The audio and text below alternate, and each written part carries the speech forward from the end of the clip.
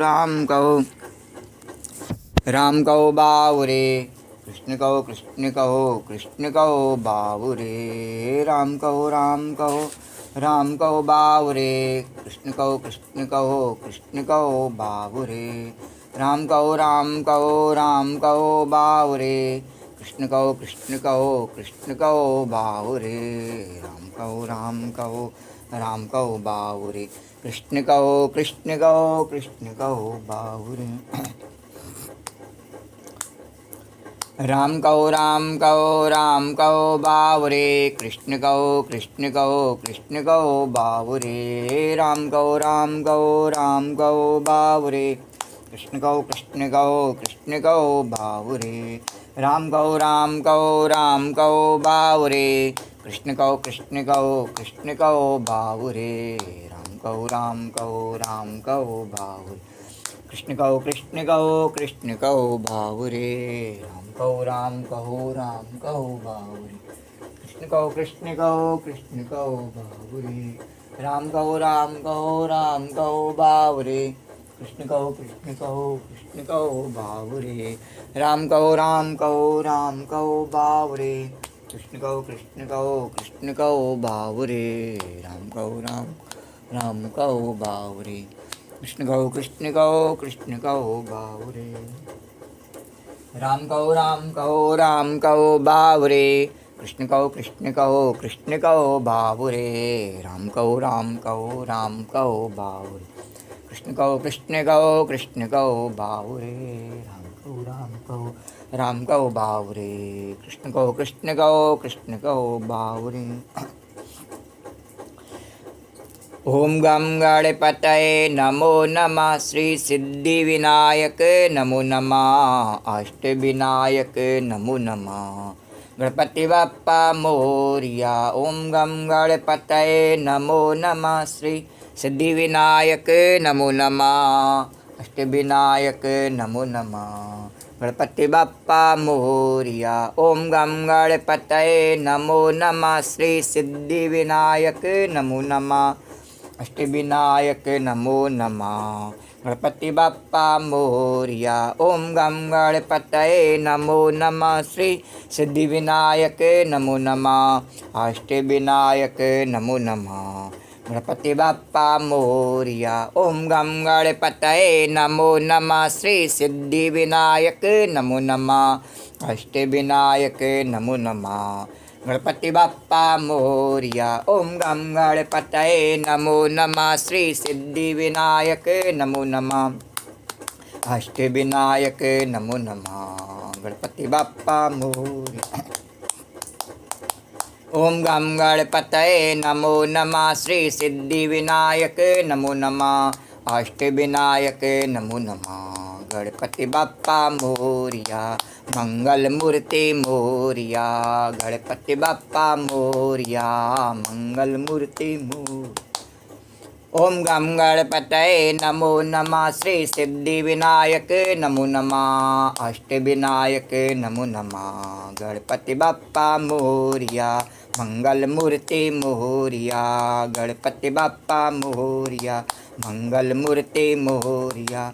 गजाननं भूतगणादिसेवितं कपित्थजम्बोफलचारुभक्षणम् उमासुतं शोकविनाशकारकं नमामि विघ्नेश्वरपादपङ्कजम्।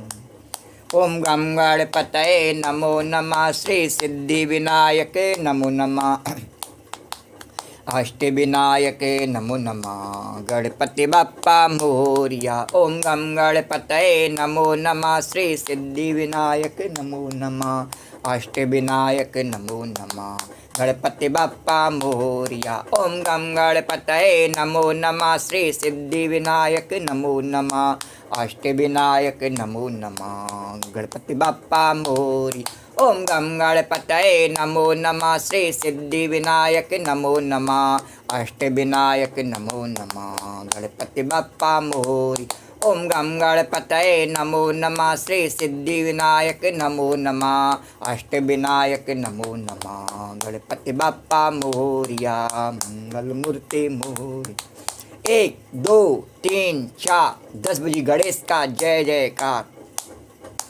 1 2 3 4 10 बजे गणेश का जय जयकार। 1 2 3 4 10 बजे गणेश का जय जयकार। 1 2 3 4 10 बजे गणेश का जय जयकार। ओम गम गणपतये नमो नमः। श्री सिद्धि विनायक नमो नमः। अष्ट विनायक नमो नमः। गणपति बाप्पा मोरी। ओम गम गणपतये नमो नमः। श्री सिद्धि विनायक नमो नमः। अष्ट विनायक नमो नमः। गणपति बाप्पा मोरिया। ओम गम गणपतये नमो नमः। श्री सिद्धि विनायक नमो नमः। अष्ट विनायक नमो नमः। गणपति बाप्पा मोरिया। मंगल मूर्ति मोरिया। गणपति बाप्पा मोरिया। मंगल मूर्ति मोर। मैं मनावा तेरा लाडला गणेश। मैं मनावा तेरा लाडला गणेश। लाडला गणेश तेरा लाडला गणेश। लाडला गणेश तेरा लाडला गणेश। मैया मैं मनावा तेरा लाडला गणेश। मैं मनावा तेरा लाडला गणेश। गणपति बाप्पा मोरिया। मंगल मूर्ति मोरिया। गणपति बाप्पा मोरिया। मंगल मूर्ति मोरिया। गणपति बाप्पा मोरिया। मंगल मूर्ति मोरिया। गणपति बाप्पा मोरिया। मंगल मूर्ति मोरिया। मैं मनावा तेरा लाडला गणेश। मैया मैं मनावा तेरा लाडला गणेश। गणपति बाप्पा मंगल मूर्ति। गणपति बाप्पा मंगल मूर्ति। गणपति बाप्पा मंगल मूर्ति। गणपति बाप्पा मंगल मूर्ति। गणपति बाप्पा मंगल मूर्ति। मैं मनावा तेरा लाडला गणेश। मैं मनावा तेरा लाडला गणेश। लाडला गणेश तेरा लाडला गणेश। लाडला गणेश तेरा लाडला गणेश। मैं मनावा तेरा लाडला गणेश। ओम गम गणपतये नमो नमः। श्री सिद्धि विनायक नमो नमः। अष्ट विनायक नमो नमः। गणपति बाप्पा मोरी। ओम गम गणपतये नमो नमः। श्री सिद्धि विनायक नमो नमः। अष्ट विनायक नमो नमः। गणपति बाप्पा मोरिया। मैं मनावा तेरा लाडला गणेश। मैं मनावा तेरा लाडला गणेश। किस जननी ने तोहे जन्म दिया है। किस जननी ने तोहे जन्म दिया है। किसने दीना उपदेश। किसने दीना उपदेश। मैं मनावा तेरा लाडला गणेश। मैं मनावा तेरा लाडला गणेश। गणपति बाप्पा मोरिया। मंगल मूर्ति मोरिया। गणपति बाप्पा मोरिया। मंगल मूर्ति मोरिया। गणपति बाप्पा मंगल मूर्ति। गणपति बाप्पा मंगल मूर्ति। गणपति बाप्पा मंगल मूर्ति। गणपति बाप्पा मंगल। मैं मनावा तेरा लाडला गणेश। मैं मनावा तेरा लाडला गणेश। ओम गम गणपतये नमो नमः। श्री सिद्धि विनायक नमो नमः। अष्ट विनायक नमो नमः। गणपति बाप्पा मोरी। ओम गम गणपतये नमो नमः। श्री सिद्धि विनायक नमो नमः। अष्ट विनायक नमो नमः। गणपति बाप्पा मोरी। मैं मनावा तेरा लाडला गणेश। मैं मनावा तेरा लाडला गणेश। माँ अम्बे ने तोहे जन्म दिया है। माँ अम्बे ने तोहे जन्म दिया है। माँ अम्बे ने तोहे जन्म दिया है, माँ अम्बे ने तोहे जन्म दिया है। भोला ने दीना उपदेश, भोला ने दीना उपदेश, मैं मनावा तेरा लाडला गणेश, मैं मनावा तेरा लाडला गणेश। गणपति बप्पा मोरिया, मंगल मूर्ति मोरिया, गणपति बप्पा मोरिया, मंगल मूर्ति मोरिया, गणपति बप्पा मंगल मूर्ति, गणपति बप्पा मंगल मूर्ति, गणपति बप्पा मंगल। मैं मनावा तेरा लाडला गणेश, मैं मनावा तेरा लाडला गणेश।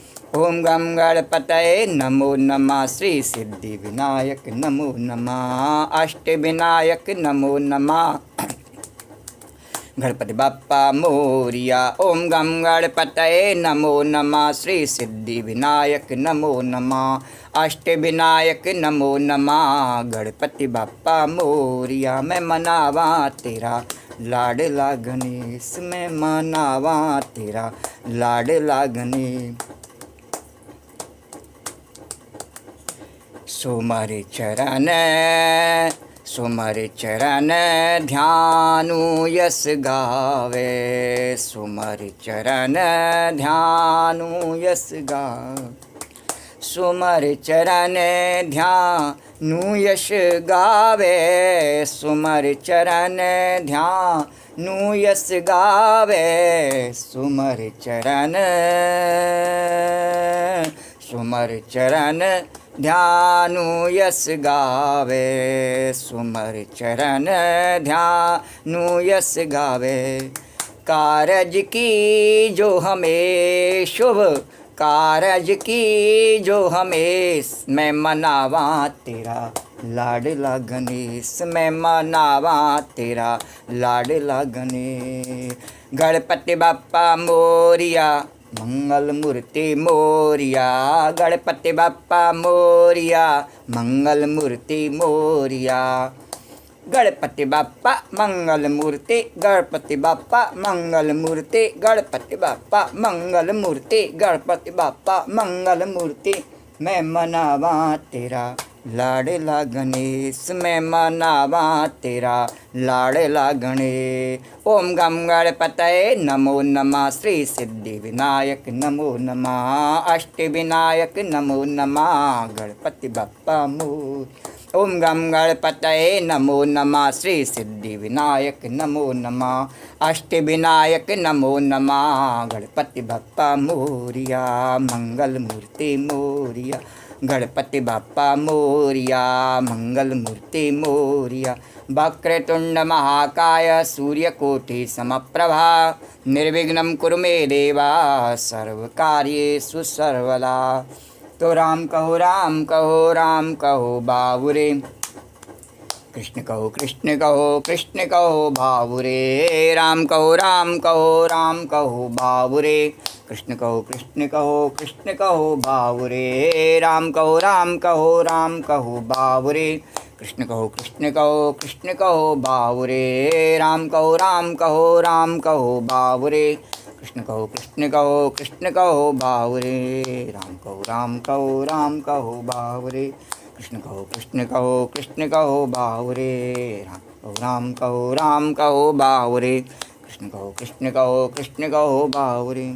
बोलो राजा रामचंद्र भगवान की जय, बोलो कृष्णचंद्र भगवान की जय, बोलो द्वारिकाधीश भगवान की जय, बोलो यमुना मैया की जय। जय जय श्री राधे।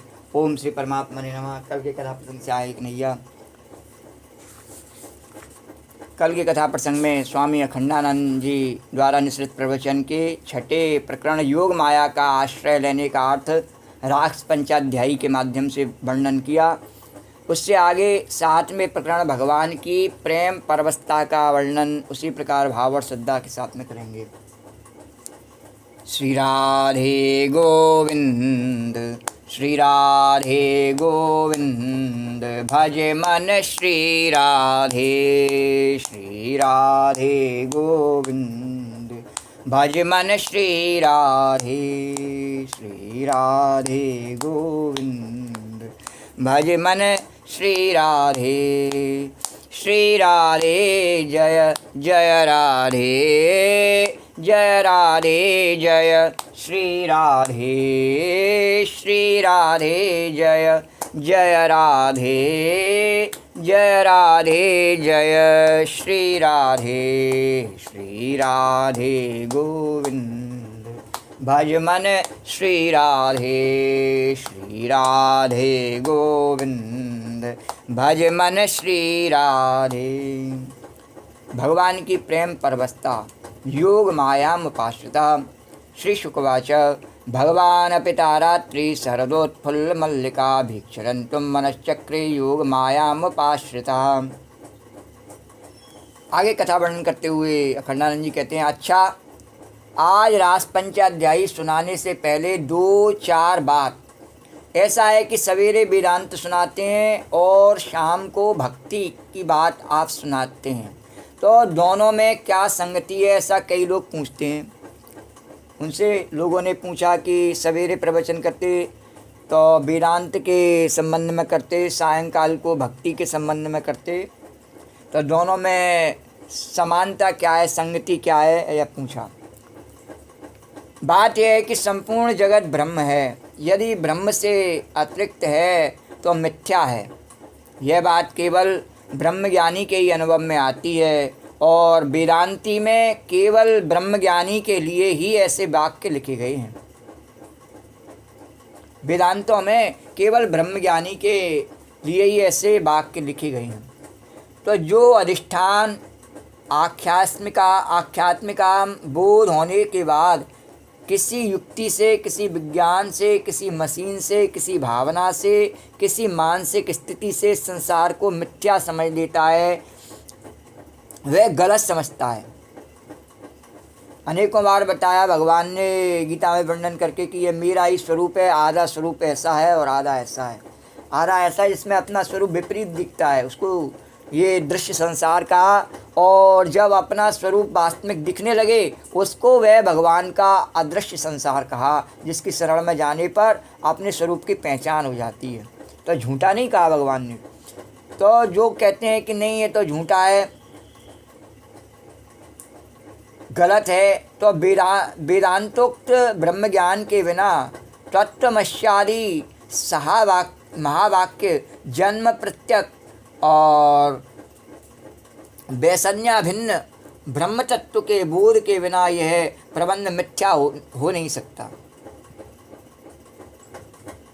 चैतन्य भिन्न ब्रह्म तत्व के बोध के बिना यह प्रबंध मिथ्या नहीं हो सकता है। और जब तक सब में भगवान दिखने नहीं लग जाए वास्तव में, तब तक मिथ्या हो नहीं सकता है। सीधा सा उसका सरल अर्थ है बताना। तो ये सब जो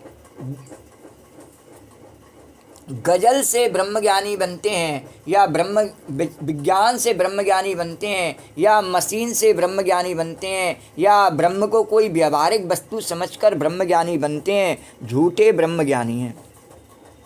तो कहने का तात्पर्य ऐसा ही, कुछ लोग कविता करके, गजल यानी कविता करके सोचें कि हम ब्रह्मज्ञानी बन गए।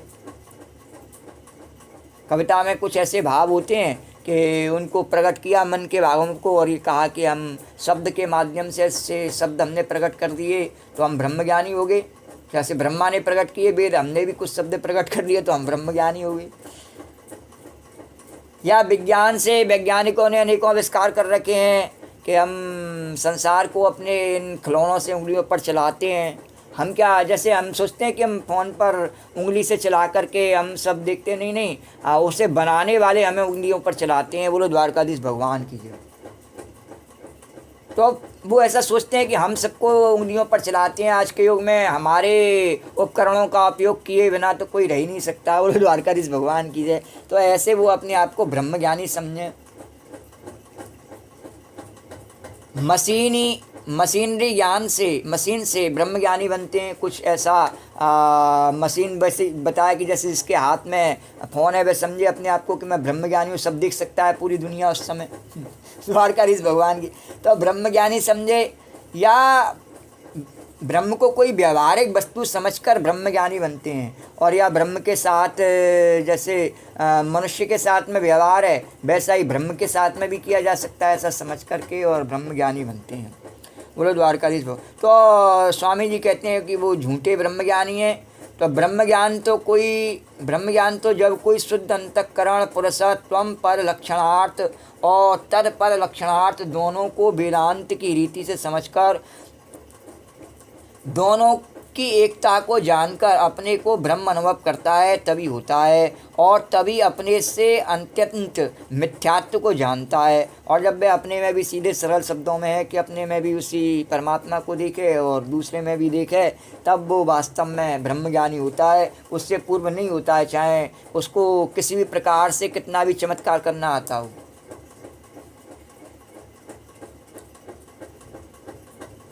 तो ब्रह्मज्ञान तो तभी होता है जब अपने से अत्यंत के मिथ्यात्व को जानना है कि यही ब्रह्मज्ञान की प्रणाली है और दूसरी सब प्रणाली झूठी हैं, कि मैं आत्मरूप से सब में व्यापक हूँ, ऐसा सबके भीतर वही एक परमात्मा है, सब मेरा ही स्वरूप है। तो ये जो आम करते हैं और जो नेति करते हैं, सो भी उपनिषद के बिना जो ब्रह्म ज्ञान की प्रणाली है वह अर्थशास्त्री है, सच्ची नहीं है। जब तक उसमें वैराग्य और त्याग का कहने का अर्थ संपुट न मिला हो, तब तक वह केवल ज्ञान संबंध से हमने उसका ज्ञान प्राप्त कर लिया या तपस्या से तेज प्राप्त कर लिया या किसी भी प्रकार से अपना अहम पुष्ट कर लिया, उससे ब्रह्म ज्ञान नहीं हुआ। तो ब्रह्म ज्ञान के पहले यह जगत बिल्कुल सच्चा है। अब इसमें जरा ईश्वर की बात देखो। असल में दुनिया के जितने साधन हैं वे ईश्वर को काबू में करने के लिए हैं। आप इसमें से कुछ अतिशयोक्ति मत मानना। ये आत्मा स्वभाव से ब्रह्म है और यह सबको अपने काबू में करना चाहता है। ये जो भगवान का अंश है नहीं जीव हम सब, तो ये क्या है कि हमारा स्वभाव कि सबको काबू में करना चाहते हैं। तो यहाँ तक कि ईश्वर को भी अपने काबू में रखना चाहता है। तो ये ईश्वर से भी यही अपेक्षा रखता है कि जो हम कहें वही ईश्वर कर दे। हम कहें कि गर्मी डाल दो तो गर्मी डाले, जाड़ा डाल दो तो जाड़ा डाले। हम अपनी हुकूमत ईश्वर पर भी डालना चाहते हैं। यह बात हमारे स्वभाव में, हमारी मुट्ठी में डाली हुई है। और चेले लोग गुरु को अपनी इच्छा के अनुसार चलाना चाहते हैं। पत्नी पति को अपनी इच्छा के अनुसार चलाना चाहती है, क्या चलाती है आज के युग में। उन्होंने लिखा तो कह रहे कि अब आज के युग के हिसाब से कर देना व्याख्या। नौकर भी मालिक से वही अपेक्षा रखता है और वह भी व्याख्या आज के युग से कर देना कि आजकल नौकर ही मालिक को चला रहे हैं और हमारे कहे अनुसार काम करे। यह दुनिया का सहज स्वभाव है। तो अब ये सवाल हुआ कि हम ईश्वर पर काबू कैसे पाएंगे। एक बात यह हुई कि हम पुण्य आचरण कैसे करेंगे, धर्म आचरण करें, क्योंकि ईश्वर हमारे धर्म का, हमारे कर्म का फल देता है। अतः हम जो चाहेंगे सो ईश्वर देगा। हम कहें हे ईश्वर एक बेटा दे दो, हमारे पास पार्सल करके भेज दो, मैं कोख में रखने का कष्ट नहीं ले सकती हूँ। हमारे पास नोट का बंडल भेज दो, मैं कमाने का कष्ट नहीं कर सकती हूँ। एक बड़ी सुपर पत्नी भेज दो, मेरे को ढूंढना नहीं आता है। तो इसके लिए धर्माचरण करना होगा। जब हम धर्माचरण करेंगे तो ईश्वर हमारे ऊपर प्रसन्न होंगे और प्रसन्न होंगे तो जो चाहेंगे सो ईश्वर देगा। इस प्रकार ईश्वर से मनमानी चीज लेने का उपाय हुआ धर्म का अनुष्ठान। उसके लिए शास्त्र में बताया ये इस देवता की उपासना करो, ऐसे करो, ऐसे करो, सबके बारे में बताया। तो भगवान ने गीता में भी बताया। तो अच्छा यह कैसे होता है यह भी आपको सुना दूं। तो ये ऐसे होता है कि हमारे जीवन में पाप की वासना की अधिकता होती है और पुण्य और धर्म की वासना को घटाने से होता है। तो जितनी वासना हम कम करते हैं और शास्त्र विधि के अनुसार आचरण करते हैं, माने हम अपने को नियंत्रित करते हैं, उतना ही ईश्वर हमारे धर्मानुष्ठान द्वारा नियंत्रित होकर और ईश्वर भी नियंत्रित हो जाता है। बोलो द्वारकाधीश भगवान की जय। इसकी व्याख्या ज़्यादा नहीं करनी है गोपी। तो कर्म एवं गुरु ईश्वर, तो हमको सुख दुख देने में ईश्वर कर्माधीन है। तो जब हम अपने को विधि के अधीन करते हैं तो ईश्वर भी विधि के अनुरूप फल देने के लिए अपने को कर लेता है। और जब हम विधि पूर्वक ही करते हैं, पुत्रेष्टि यज्ञ करते हैं, तब ईश्वर विधि पूर्वक पुत्र देता है, अविधि पूर्वक नहीं देता है, बिना कोख के नहीं दे देता है। तो जब हम पशु याग करते हैं तब ईश्वर स्वर्ग देता है। एक बात समझदार लोग ध्यान में रखेंगे कि जब हम वेद शास्त्र के द्वारा नियंत्रित होकर धर्माचरण करते हैं तब हृदय में बैठे हुए अंतर्यामी नियंता ईश्वर से हमारा तादात्म्य हो जाता है, और फिर हमारी इच्छा कि हमको यह मिले वह ईश्वर की इच्छा हो जाती है और वह चीज़ मिल जाती है। बोलो द्वारकाधीश भगवान की जय। इसकी व्याख्या भगवद गीता के 18वें अध्याय में खूब अच्छी तरह से कर दी गई है। तो आप देखो, दूसरी चीज़ें सुनाते हैं। इस बात रास पंचाध्यायी की करेंगे और आपको इसका विज्ञान सुनाते हैं। दूसरी बात यह है कि यदि हम अपने को असंग पुरुष के रूप में जानना चाहते हैं, अनुभव करना चाहते हैं, तो ईश्वर का पुरुष विशेष के रूप में ध्यान करना पड़ेगा। अपने को गोपी मानना पड़ेगा। कब कि यदि हम अपने को असंग पुरुष के रूप में जानना चाहते हैं, यानी हम सब पुरुषों से अपने आप को असंग जानना चाहें, तो फिर भगवान की गोपी बनना पड़ेगा। पुरुष बन के तो परम पुरुष को जाना नहीं जा सकता, इसलिए एक भाव बनाया। तो जब हम पुरुष विशेष का ध्यान करके आत्म पुरुष को पुरुष विशेष के साथ तादात्म्यपन्न कर देते हैं, तादात्म्यपन्न कर देंगे, तब जैसे ईश्वर संपूर्ण जगत से न्यारा है, तटस्थ है, पुरुष विशेष है, वैसे हम भी तटस्थ हो जाएंगे। असल में हम ईश्वर एक होकर ही ईश्वर पर काबू पाते हैं। ईश्वर वह है जो जगत का नियंता है, और जब हम अपने आचरण के द्वारा, साधना के द्वारा भीतर ही भीतर ईश्वर के पास पहुंच जाते हैं, तब जो चाहते हैं सो जगत में हो जाता है। सिद्धि प्राप्त करने का यही तरीका है। अच्छा, अब देखो तीसरी बात, जब हम अपने को निर्विशेष ज्ञान के रूप में जानते हैं, तब निर्विशेष ज्ञान स्वरूप ईश्वर के साथ एकता हो जाती है। तब सब भ्रम मिट जाते हैं और हम भी निर्विशेष हो जाते हैं ज्ञान मार्ग से। तो हम और दूसरी वस्तु माने दुनिया, ना हमसे अलग ना हम दुनिया से अलग, क्योंकि ज्ञान में है कि एक ही ब्रह्म में सब जगह, तो दूसरा कोई है ही नहीं।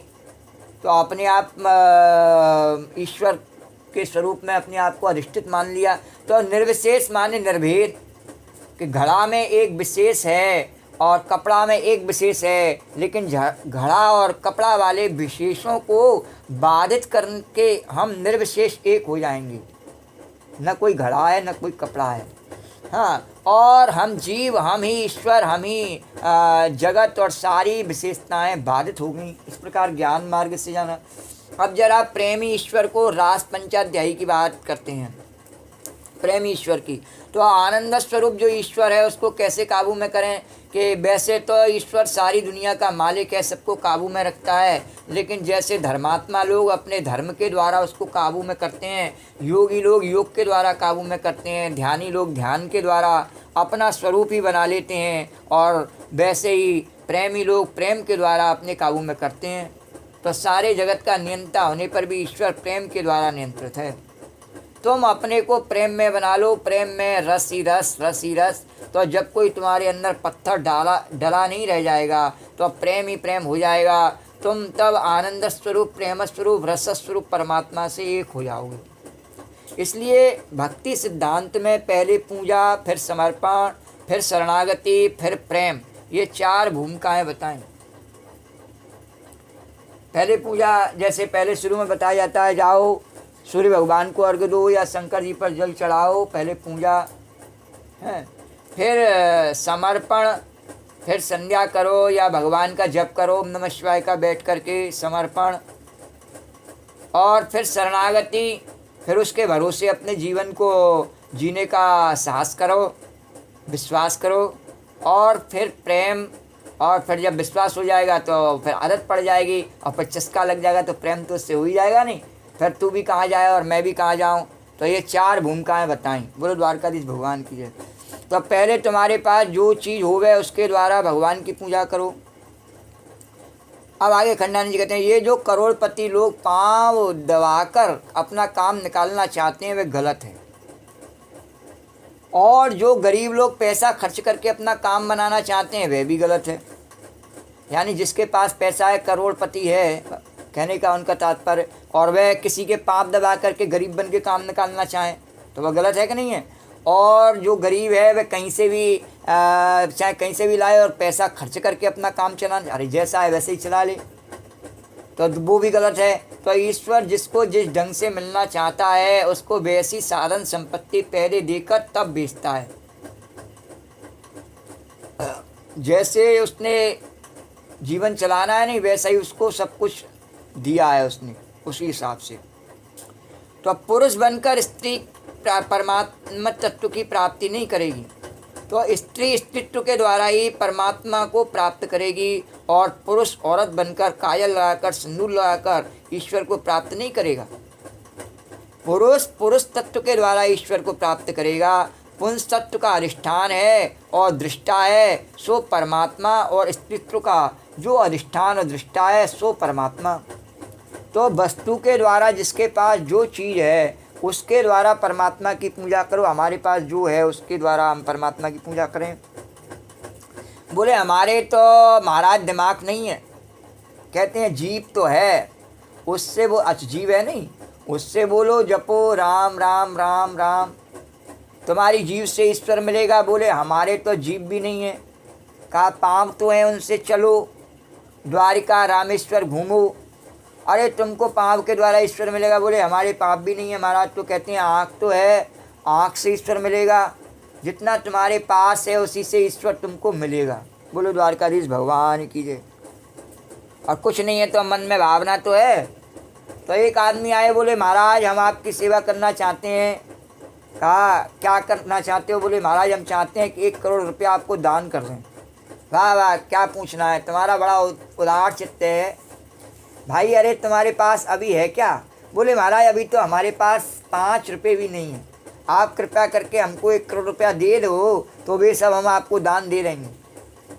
कहते हैं कि बाबा प्रक्षालनादि पंकश्य दूर 10% बरम, जब तुमको देना ही है तो क्यों बखेड़ा लगाते हो? संसार के सब लोग ऐसे ही करते हैं, ऐसा हुआ तो ऐसा करेंगे ऐसा करेंगे, और जब करने के बाद फिर क्या?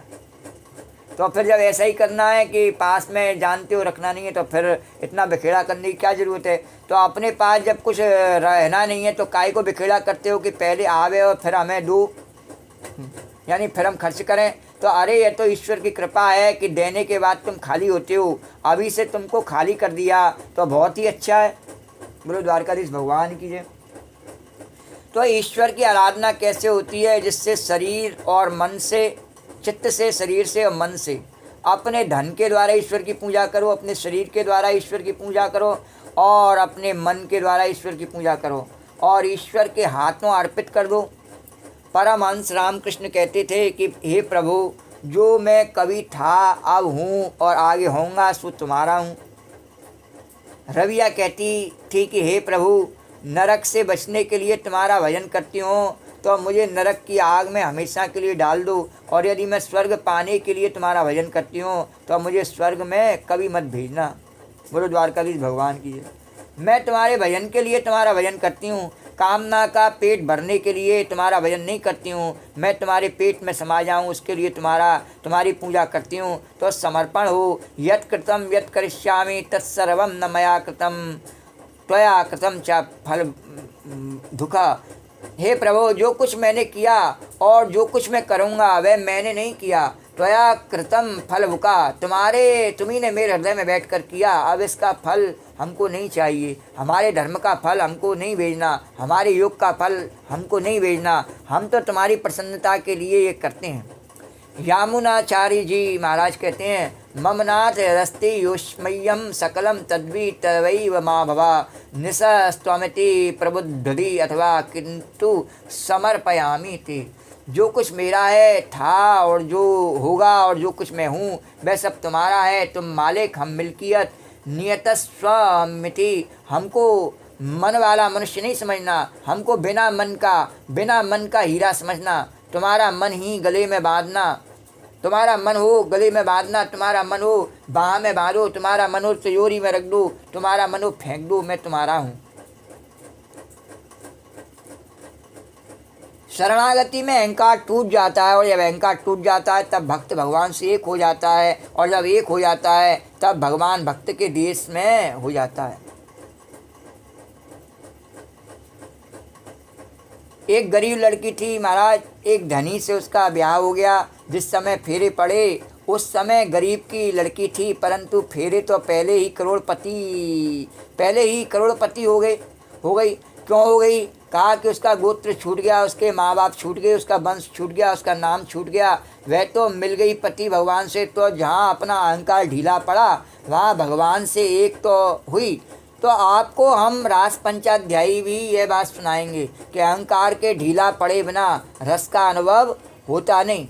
तो क्योंकि दुनिया में जितनी चोटें पड़ती हैं वे सब अहंकार पर पड़ती हैं। तो पहले पूजा, उसके बाद समर्पण में अहम होता है, समर्पक होता है, और शरणागति में स्वीकृति होती है। तो शरणागति लेने वाले की ओर से होती है और समर्पण देने वाले की ओर से होता है। और पूजा सकाम निष्काम दोनों होती हैं। शरणागति अहंकार बिल्कुल टूट जाने पर होती है, और जब अहंकार टूट जाता है तो वहाँ जीव का अहंकार काम नहीं करता, वहाँ ईश्वर काम करता है। और जहाँ अलग से हवा नहीं होती वहाँ समष्टि वायु भर दी जाती है। बोलो द्वारकाधीश भगवान की जय। नारायण प्रेम जिसको बोलते हैं, उस प्रेम से भी ईश्वर काबू में होता है, और ईश्वर सबको काबू में रखता है। धरती, समुद्र, अग्नि, सूर्य, चंद्रमा, वायु, आकाश, अहंकार तत्व, महत्त्व, प्रकृति तत्व, ये सब ईश्वर के कब्जे में। और ईश्वर किसके कब्जे में? बोले प्रेम के कब्जे में। तो धर्म ईश्वर से मनचाहा फल लेता है, पर ईश्वर को नहीं लेता है। और योग भी ईश्वर को काबू में करके ईश्वर को लेता है, परंतु केवल उसकी असंगता ही लेता है, एक अंश लेता है। शरणागत अपने अहंकार को तोड़कर समूचे ईश्वर को ले लेता है, और ईश्वर का ज्ञान ईश्वर के निर्विशेष से एक कर देता है। यहाँ कुछ लेना देना नहीं है, परंतु प्रेम, अरे बाबा प्रेम में लेना देना नहीं, देना ही देना है। तो प्रेमी ने कहा जरा इधर आओ। ईश्वर ने कहा क्या बात है, क्या चाहते हो? जो कहो सो दे रहे हैं, आने की क्या ज़रूरत है? बोले ना, हम लेने के लिए तुमको थोड़ी बुलाते हैं। अगर कुछ लेने के लिए ईश्वर को बुलाते हो तो भक्त भेंट देगा भला? वह कथा आपने सुनी होगी। एक राजा गया परदेश, उसके रानी थी बहुत, सो उसने समाचार लिख दिया कि जिसको जो चाहिए लिख कर भेजो। किसी ने साड़ी मंगाई, किसी ने कड़ा मंगाया, किसी ने छड़ा मंगाया। सबके पैकेट नाम लिखकर अलग अलग आए। एक रानी ने चिट्ठी में कुछ लाने को नहीं लिखा था, सिर्फ एक की संख्या लिखी थी, एक। तो सबकी चीज़ सबके घर भेजकर राजा उसके पास गई और पूछा बाबा तुम्हारी बात तो समझ में नहीं आई कि यह एक क्या? बोली हमने जो मंगाया था सो आ गया हमारे पास, हमको तो एक तुम ही चाहिए थे। बोलो द्वारकाधीश भगवान की जय। जब तक कहने का उसका तात्पर्य कथा में उनका ये है कि जब तक चित्त में ये चाहिए वो चाहिए और है, यहाँ जाना है वहाँ जाना है, ये करना है वो करना है चित्त में, तब तक जो है सब कष्ट है। और जब वो नहीं है, एक परमात्मा ही है, तो फिर कष्ट काहे का है? द्वारकाधीश भगवान की जय। और वह सब जगह है, सब वस्तुओं में, सब व्यक्तियों में, हमारे रहने पर भी है, हमारे न रहने पर भी है नहीं? तो हमने जो मंगाया था सो आ गया, हमको तो एक तुम ही चाहिए थे।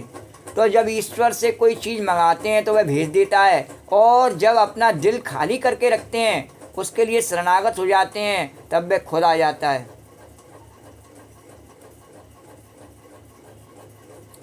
तो खाली करना शुरू कर दो। द्वारकाधीश भगवान की जय।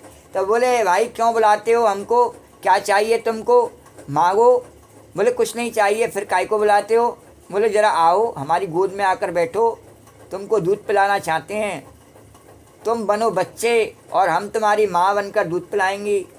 तो ईश्वर बोलेगा हम इतनी बड़ी दुनिया के मालिक, जो चाहे सो दे सकते हैं, तुमको हमसे कुछ चाहिए ही नहीं, उल्टे तुम हमको दूध और देना चाहते हो, तो ऐसा दूध हमको कहाँ मिलेगा, हम तुम्हारा दूध पिएंगे। बोलो द्वारकाधीश भगवान की जय। अब ग्वाल वाल ने कहा ए कृष्ण यहाँ आ, ओ कनुआ इधर आ। कृष्ण ने कहा भाई काय को बुलाता है? बोले अरे क्या बतावें, आओ पास में, हमको तुमसे कुछ चाहिए नहीं। तब क्या बात है? बोले आज हमारी माँ ने बहुत बढ़िया बड़ा बनाया है, सो घर से छिपा कर ले आया हूँ। आओ हमारी चोरी में ज़रा हिस्सा बटाओ। मैंने एक गिलास उसमें से निकाल कर खा लिया है, बहुत बढ़िया बना है। आओ तो जरा लो। कृष्ण ने कहा, अरे बाबा हमसे कुछ लोगे नहीं, हमको देने के लिए आए हो। अच्छा आते हैं, अब हम तुम्हारा बड़ा नहीं खाएंगे तो किसका खाएंगे। नारायण देखो, इसको बोलते हैं योग माया में उपाश्रिता। बस में हो गया भगवान, सर्वस्वसी सर्वस्व ईशान।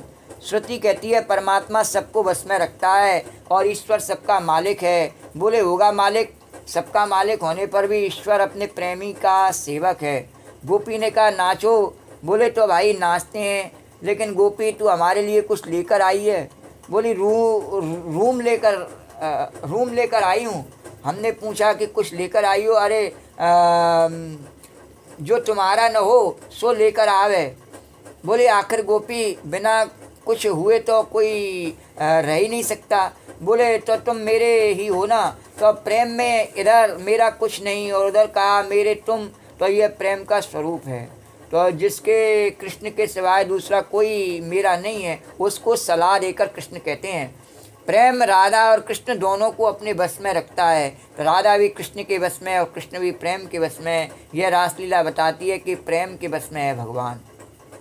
तो अब आपको एक बार फिर पुरानी बात पर ले जाते हैं। योग जो समाधि होती है वह जगदाकाराकृति, जीवाकाराकृति और ईश्वराकाराकृति तीनों का निरोध करके होती है।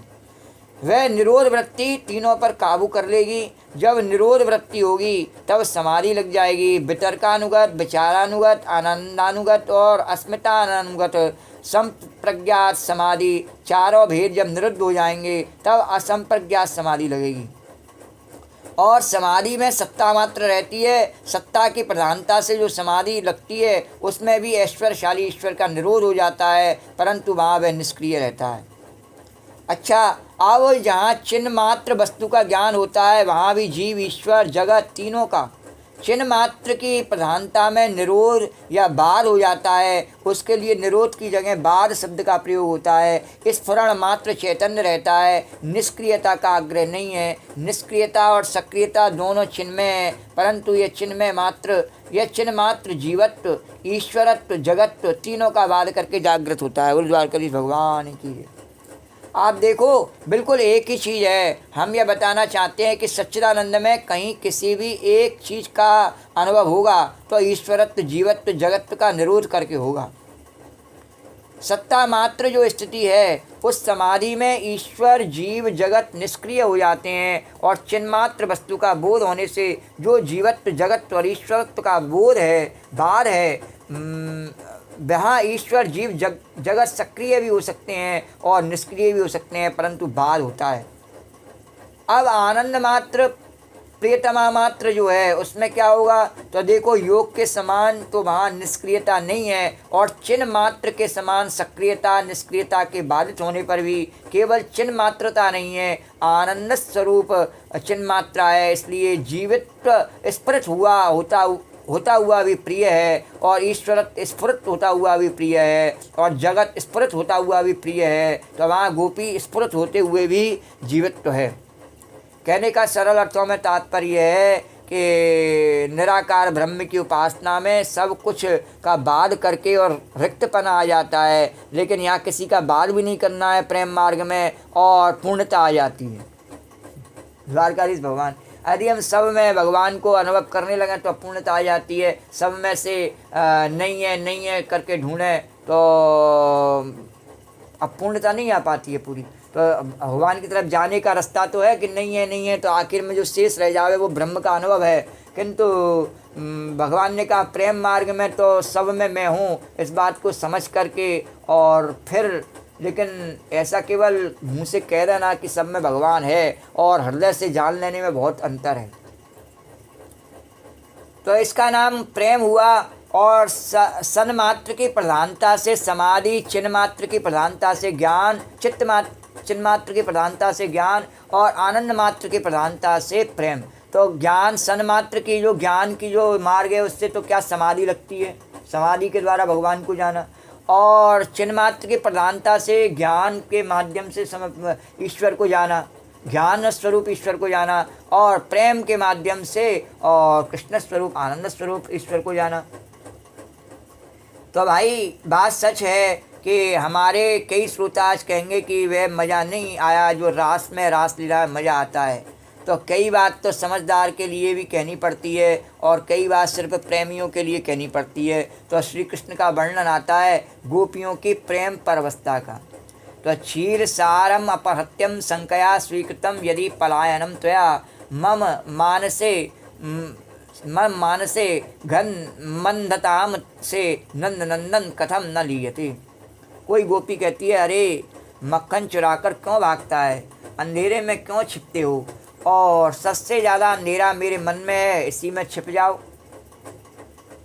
अब भगवान गोपी का भाव बताते हुए वर्णन करते हैं कि गोपी के आधार पर यहाँ प्रेम मार्ग तक का भाव बताया। प्रेम मार्ग में जो गोपी का भाव है उसमें क्या है कि गोपी ने कहा मेरे हृदय में छिप जाओ। तो कृष्ण ने कहा अरे चल, यह ससुरी कहीं से योगिन आई है, यह हमारे ब्रज की ग्वालिन नहीं है। कहती है मन में आकर छिपो। अरे मन में क्या छिपाती है, आंचल में छिपाओ। कृष्ण ब्रज में मन में छिपने के लिए नहीं आए, आंचल में छिपने के लिए आए। ये ब्रज की विशेषता है क्योंकि वहाँ बाह्य और अभ्यंतर का भेद मिट गया है। तो इस पृष्ठभूमि में रासलीला को यदि समझोगे तब वे समझ में आवेगी। वह बहुत मोटे स्तर पर नहीं है। एक दिन गोपी ने कहा कन्हैया आज तो हमारे घर में कोई नहीं है। बोले क्या बात है, क्यों सूचना देने आई हो? कहा सूचना देने नहीं आई हूँ, हमको गोबर की टोकरी उठाकर ले जाना है और हमारे घर में कोई है नहीं। तो मैं तो तुमसे मदद के लिए आई हूँ, तुम घर चले चलो, ज़रा हाथ लगाकर टोकरी उठवा लेना। कृष्ण ने कहा जाया, मैं तेरे बाप का कोई नौकर हूँ, क्यों उठवाऊँ? अरे बाबा मिलेगा क्या? बोले जितनी टोकरी उठवाओगे माखन के उतने लौंदे मिलेंगे। कहा यही बात हुई ना, अच्छा चलते हैं। लेकिन ग्वालिन तेरा विश्वास नहीं है, टोकरी उठवाओगी ज़्यादा और माखन के लौंदा देगी कम, तो कैसे बनेगी बात? बोली आओ गिनती कर लेंगे। कहा कैसे गिनती करोगी? बोले जितनी टोकरी उठवाओगे उतनी बिंदी गोबर की मैं तुम्हारे मुंह पर लगाती जाऊंगी। अब महाराज कृष्ण कन्हैया का गोरोचन का तिलक और वह सुंदर बाल और वह पीताम्बर और वह बनमाला वह बांसुरी, मगर मक्खन के लालच में आ गए और मुंह पर बिंदी लगवाने लगे। तो पहले सारे ललाट पर गोबर की बिंदी लगा दिया, फिर बोली कि अब कपोल पर गोबर का बेल बूटा लगा, मुंह पर सैकड़ों टोकरी उठवाई। तो बोली कि माखन का लौंदा, बोले कि माखन का लौंदा लाओ, टोकरी गिनो, गिन कर दो। बोली ना ऐसे नहीं मिलेगा। कहा कैसे मिलेगा? कि नाचो। अब तो महाराज एक हाथ रखा कमर पर, एक हाथ उठाया और नाचने लगे। नारद जी आए उसी समय। गो में मंडित भाल कपोलम, गोबर लगाए सिर पर, कपोल पर गोबर लगाए। गो में मंडित भाल कपोलम चेतसि चिन्मय चिन्मव भासम नूतन जलधर रुचिर विकासम पीत बसंधर सुंदर नटवर मधुर विकस्वर सुलित हासम बेतस चेतस चिन्मय भासम।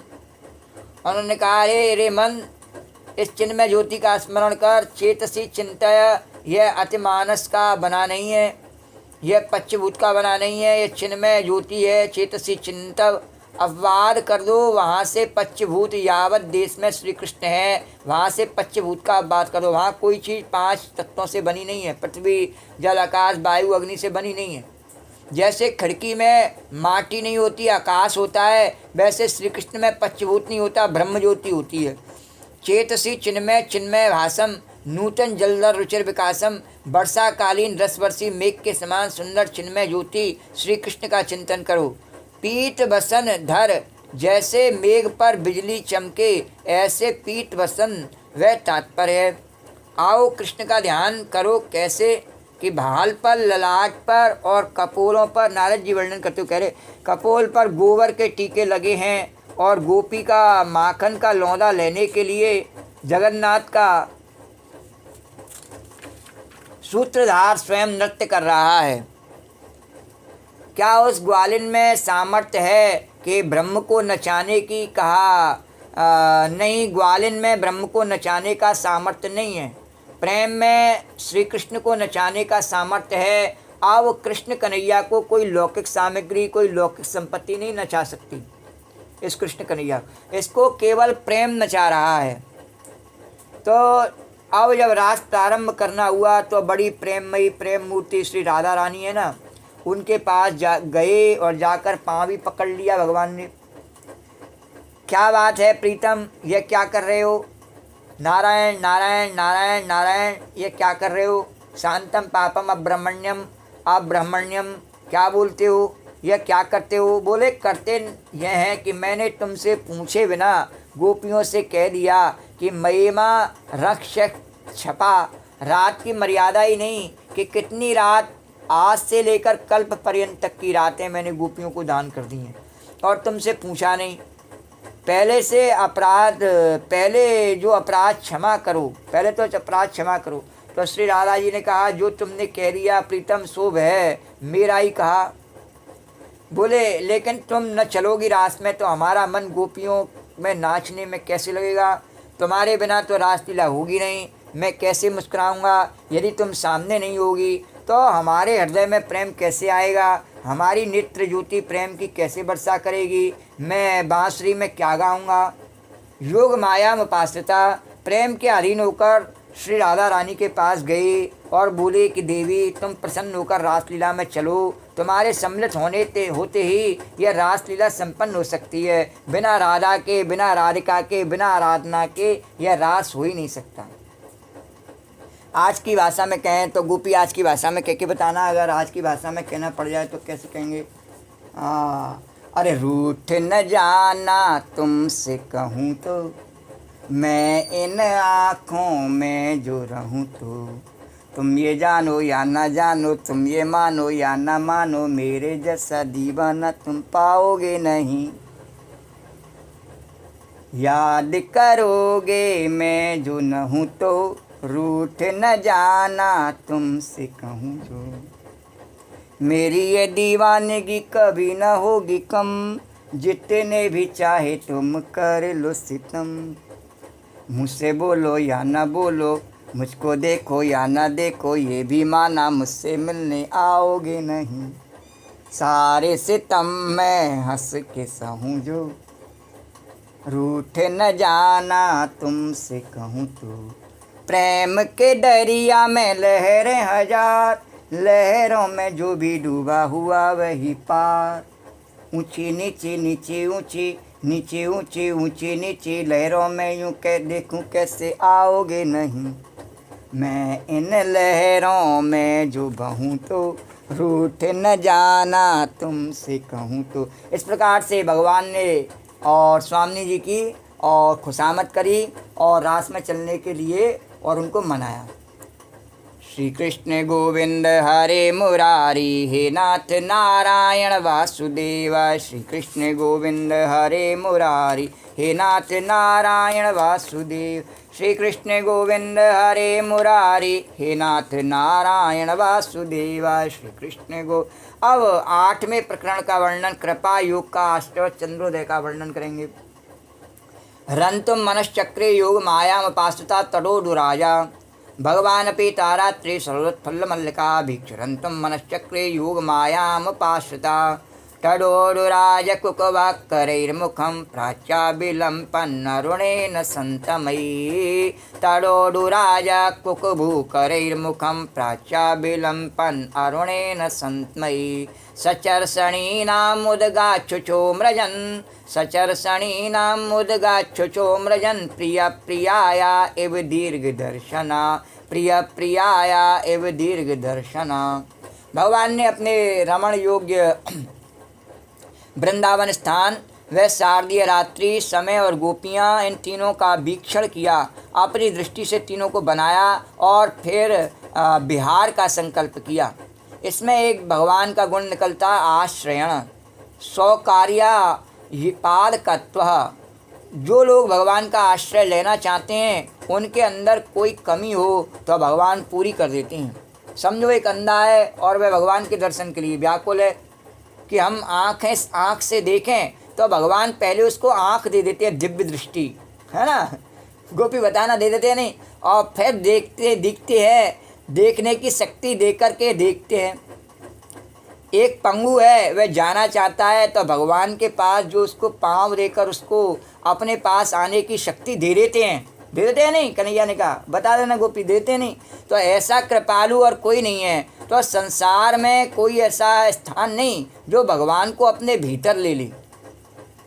ऐसा कोई समय नहीं जो भगवान को अपने भीतर ले ले। ऐसा कोई व्यक्ति नहीं जो भगवान को लुभा ले। लेकिन भगवान का हृदय इतना कोमल है कि स्थान में समा जाते हैं, अट जाते हैं और काल में भी आ जाते हैं, व्यक्ति को भी मिल जाते हैं। यह भगवत कृपा है। अपने आश्रित का काम बना देना यह भगवान का स्वभाव है। आश्रित कार्य निर्वाहकत्व इसको बोलते हैं।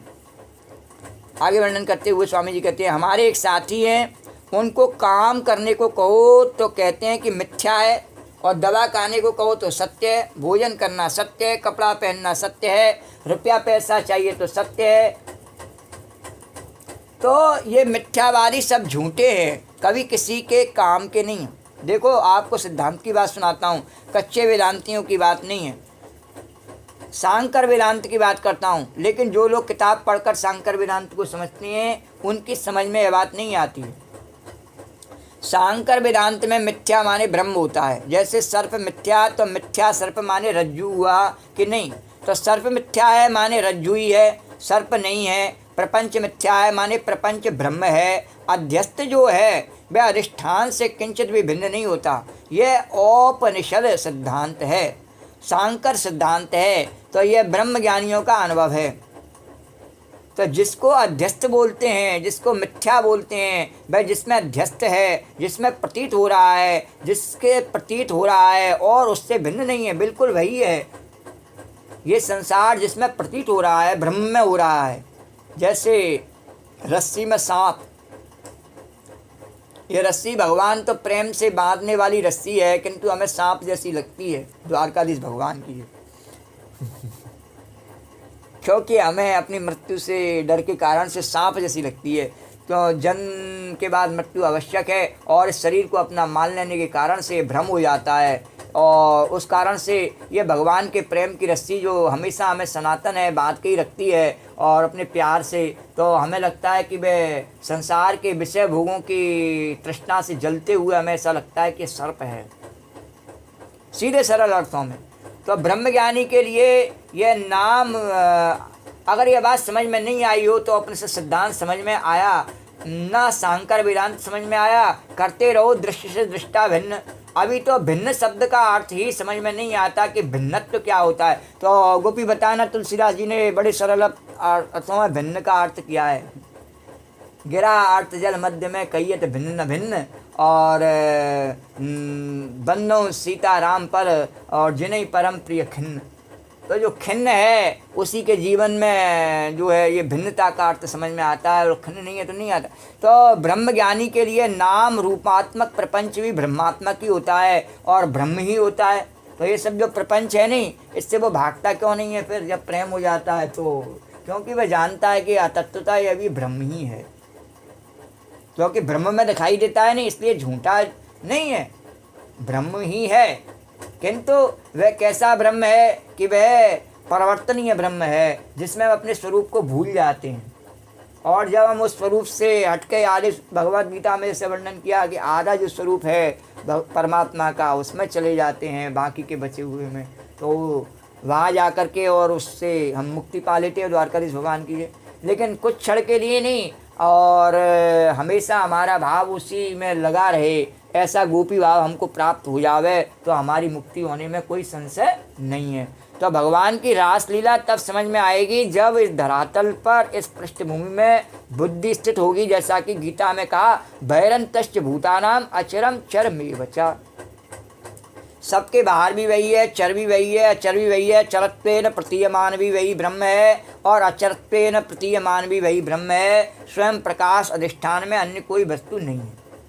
यह देखो, ब्रह्म सांवरा सलोना ब्रजराज कुमार बनकर अधरों पर बांसुरी धारण किए, सिर पर मोर मुकुट बांधकर पीताम्बर ओढ़कर संपूर्ण जगत को अपनी ओर आकर्षण करने के लिए प्रत्यक्ष हो रहा है। एक दूसरी बात, जो लोग अपने को मानते हैं कि मकान बनवाया हमने घड़ा बनाया, हमने कपड़ा बनाया, हमने पाप बनाया, हमने पुण्य बनाया, हमने सुख बनाया, हमने दुख बनाया, और होती रहती चर्चा, गोपी देखती है नहीं। और संसार किसने बनाया? बनाने वाले ने ईश्वर को हम नहीं जानते, बनाने वाले ईश्वर को तो हम जानते नहीं। तो अपने को तो कर्ता मानते हैं पर संसार का कर्ता नहीं मानते, तो वे महामूर्ख हैं। तो जब जैसे तुम अपने घर बनाया और अपना चला रहे हो, तो संसार को चला रहा है नहीं चला रहा है कोई? द्वारकाधीश भगवान तो अपने को तो हम कर्ता मानने के लिए तैयार है कि हम चला रहे हैं जी, हमने बना रहे हैं, हम ये कर रहे हैं, हम वो कर रहे हैं, हम पाप कर रहे हैं, पुण्य कर रहे हैं। तो ये सब जब तुम कर रहे हो, उसके बनाने वाले, तो तुम्हें बनाने वाला कोई है कि नहीं? उसको हम नहीं जानते। तो नहीं जानने से थोड़ी काम चल जाता है, नहीं जानने से काम नहीं चलता है तो सही वो राम है, कृष्ण है, शिव है, ढूंढ ले कौन है तो सही नहीं। तो उस असली मालिक को हम जानते नहीं, तो ढूंढने की कोशिश भी नहीं करना चाहते हैं। क्यों? डर लगता है, उस ओर चलने में हमें डर लगता है कि कहीं बहक नहीं जावे। बोले द्वारकाधीश बहक जावे तो बहक जावे, तो वो अपने आप बचा लेगा बहकने से। तो जो अपने को तो कर्ता मानते हैं पर संसार का कर्ता नहीं मानते, वे महामूर्ख हैं। इस संसार का भी कर्ता है इसी प्रकार से। वेदांत की सृष्टि से भी वे महामूर्ख हैं और लौकिक युक्तिवाद की दृष्टि से भी महामूर्ख हैं। इस देह में आकर चैतन्य पापी बने, पुण्यात्मा बने, सुखी बने, दुखी बने, कर्ता बने और सृष्टि बिना सर्वज्ञ शक्तिमान कर्ता के बन जावे, यह विचार बिल्कुल गलत है।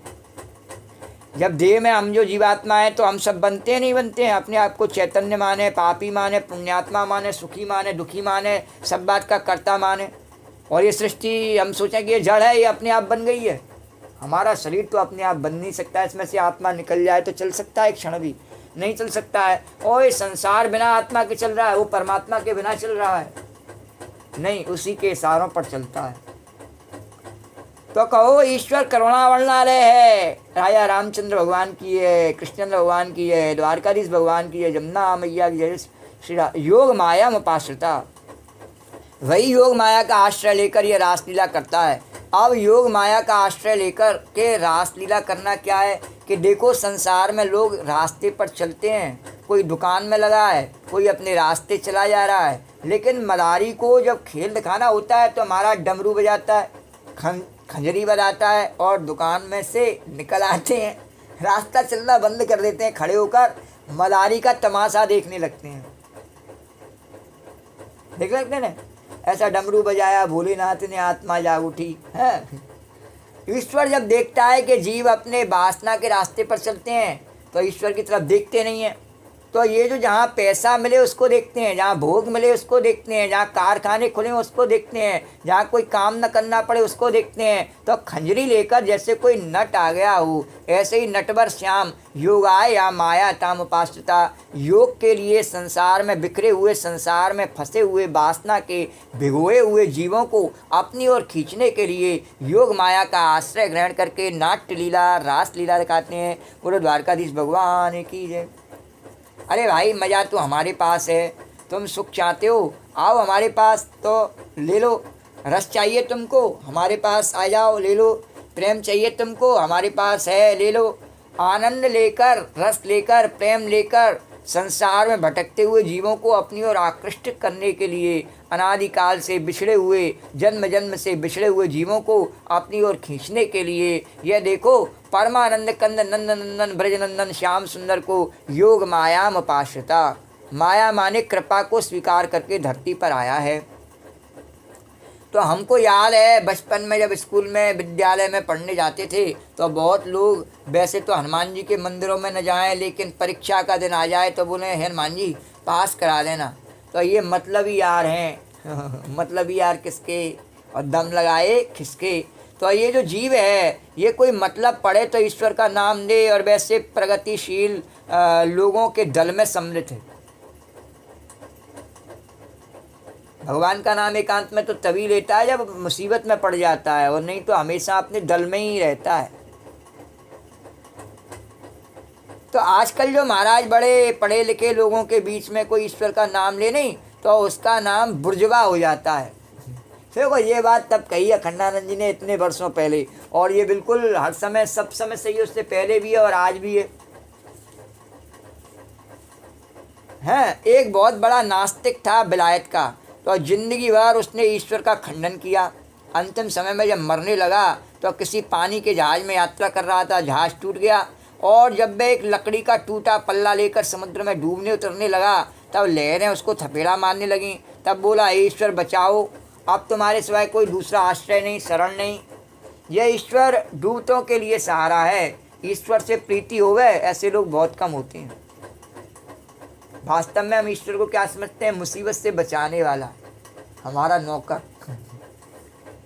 संसार के मालिक को अपना नौकर समझते हैं। हम ऐसे काम ही क्यों करते हैं? तो ये जो रासलीला है ना, ये आस्तिक बनाने के लिए नहीं है। ये हृदय में ईश्वर के प्रति आस्तिक तो तभी बन जाता है जब मुसीबत में आता है, कहने का तात्पर्य। आस्तिक बनाने के लिए नहीं है कथा, ये रासलीला। तो ये लीला भगवान ने किस लिए की? बोले ईश्वर के प्रति हृदय में प्रेम। भगवान ने कहा नहीं मैं सबके हृदय में हूँ, लेकिन हृदय में हो तो उसके हृदय में रहने वाले परमात्मा के प्रति बाहर वाले मंदिरों में तो बड़े जाते हैं, यहाँ चले जाओ वहाँ चले जाओ, पर हृदय में रहने वाले से प्रेम हो जावे, उसको जगाने की विद्या है। रासलीला पराविद्या है, ईश्वर के प्रति प्रेम जगाने वाली विद्या। इसका फल क्या होता है? तो अपने जीवन में कि डरना मत भला। रूप गोस्वामी जी महाराज थे वृंदावन में, उनका एक श्लोक है कि हे मेरे दोस्त, तुम वृंदावन में कभी आना तो यमुना के किनारे की ओर मत जाना, और अगर भूले भटके कभी बंसीवट की ओर जाना तो गोविंद देव जी के दर्शन तो बिल्कुल मत करना। गोविंदाख्याहारते नमिता एषा तीर्थोपि कंठे, या प्रेक्षाष्टस्तवा यदि सखे बंधु संगे तिरंगा। यदि तुम चाहते हो पैसे में तुम्हारा प्रेम बना रहे, परिवार में तुम्हारा प्रेम बना रहे, संसार में तुम्हारा प्रेम बना रहे, तो उस तिरछी आँख वाले, उस मोर मुकुटधारी, उस पाँव पर पाँव रखे हुए, मुरली अधरों पर धरे गोविंद का दर्शन मत करना। क्योंकि अगर उसका दर्शन करोगे तो सब छूट जाएगा, सबसे प्रेम छूट जाएगा। तो यह रास लीला है महाराज। वह सोते हुए प्रेम को जगाने के लिए, दुनिया में जो बिखरा हुआ प्रेम है उसको समेटने के लिए, और जो दूसरे में लगा हुआ है उसको ईश्वर की ओर खींचने के लिए है। श्रीधर स्वामी ने अपनी टीका में लिखा कि वस्तुतो निवृत्ति पर्यपच्चाध्यायी। तो ये रास पंचाध्यायी संसार में प्रवृत्त करने के लिए नहीं है, निवृत्त करने के लिए है। और इसका अर्थ क्या हुआ कि ये नहीं कि आप भी घाघरा पहनकर नाचने लग जाएं। हाँ, बहुत से लोग क्या सोचते हैं कि गोपी बनने का मतलब क्या है कि घाघरा पहन लो और नाचने लगो। द्वारकाधीश भगवान की नहीं, गोपी का भाव हृदय में लाना है। गोपी का कोई स्त्री नहीं, गोपी अभी पहले ही बताया, कोई स्त्री पुरुष की बात नहीं हो रही इस कथा में। एक गोपी, एक कृष्ण है, एक आत्मा, एक परमात्मा है, इस प्रकार से बात हो रही है। कोई स्त्री पुरुष की लीला की बात नहीं हो रही है। तो इसलिए यह नहीं है, अखंडानंद जी बोले कि ऐसा नहीं है कि वह घाघरा पहन करके नाचने लगे, बल्कि रास पश्चाध्यायी सुनकर कटकाचनी पहनकर मुरली मनोहर आपके हृदय में नाचने लगे और आपका नाचना बंद हो जाए। बोलो द्वारका। हम जो संसार के लिए नाचते फिरते हैं, नहीं आदत पड़ जाती है नाचने की, द्वारकाधीश भगवान की है, और बिना नाचे संसार के लिए मन नहीं लगता है। नहीं लगता है नहीं गोपी, सही बात है नहीं? हाँ, भले कष्ट मिले, हाँ बिल्कुल सही बात है। तो फिर मैं जब बंद करूँ नाचना तो दुखी नहीं होना चाहिए, द्वारकाधीश भगवान की।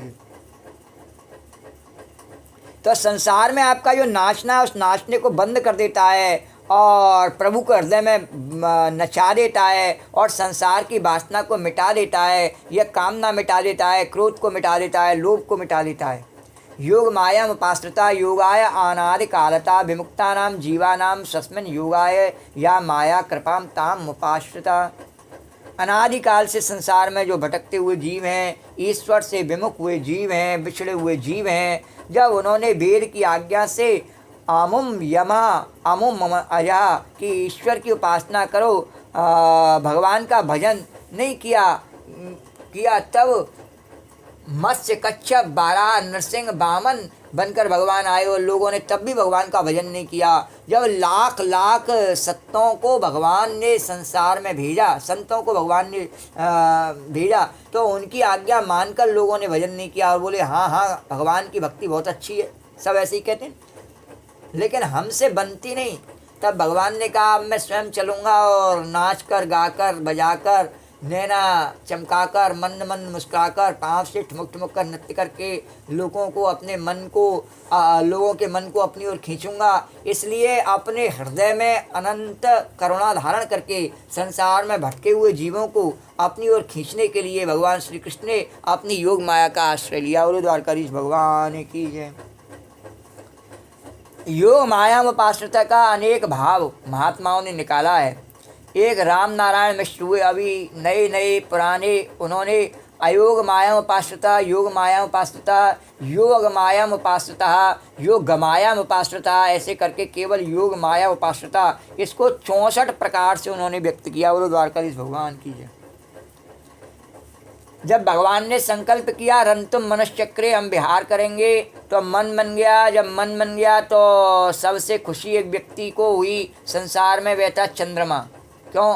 तो आप जानते ही हैं, जब राजेंद्र बाबू राष्ट्रपति हुए तो भारतवर्ष भर के कायस्थों ने खुशी मनाई और हमारी जाति का राष्ट्रपति हुआ। लाल बहादुर शास्त्री प्रधानमंत्री हुए तब श्रीवास्तव धन्य हो गए, क्योंकि इतना बड़ा आदमी हमारा रिश्तेदार। तो संबंध जोड़ता है तो भगवान के साथ संबंध जोड़ो, दुनिया के सब संबंध फीके पड़ जाएंगे। तो जब भगवान ने मन बनाया तो मन का देवता है चंद्रमा। उसने कहा कि मैं सबके मन का देवता तो रहा, परंतु भगवान ने तो मन ही नहीं, तो भगवान के मन का देवता मैं कैसे बन सकता था। तो आज हमारा सौभाग्य है कि आज हमारे भाग जगह कि भगवान ने रासलीला करने के लिए, विहार करने के लिए मन बनाया। बोलो द्वारकाधीश भगवान की जय। रंतुम मनश्चक्रे का 2 अर्थ है। रंतुम मना कृतवान चक्रे, माने कृतवान रमने का मन किया, माने रमण संकल्प लिया। और दूसरा अर्थ होता है अपना, भगवान ने रंतुम मनश्चक्रे कृतवान निर्मितवान मन बनाया। और चंद्रमा ने कहा यह नियम है, जहाँ मन होता है वहाँ उसका अधिदेवता मैं ही रहूँगा। तो जैसे आँख में सूर्य है, कान में दिक्देव है, नाक में अश्वनी कुमार है, कान में दिक्देव है और नाक में अश्वनी कुमार है, और रसना में वरुण है, बाक में अग्नि है, हाथ में इंद्र है, पाँव में उपेंद्र है, वैसे ही अब तुम्हारा मन हुआ तो मन में मैं भी रहूँगा। चंद्रमा मन का देवता है। आपको देवता और इंद्रिय का संबंध बताने लगूं तो बड़ा बात थोड़ी जटिल हो जाएगी। रासलीला में जटिलता कुटिलता का काहे को प्रवेश कराना।